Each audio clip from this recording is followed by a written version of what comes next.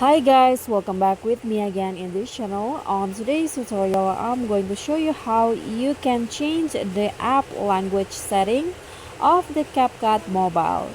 So here, as you guys can see here, the current or the default language settings on my CapCut is English, and I want to change it into another language. So what you need to do is just open your CapCut and click on the setting at the top right corner, this gear icon. Click on that, and here you'll easily spot app language. So click on this setting, and there will be lots of language settings that you can choose.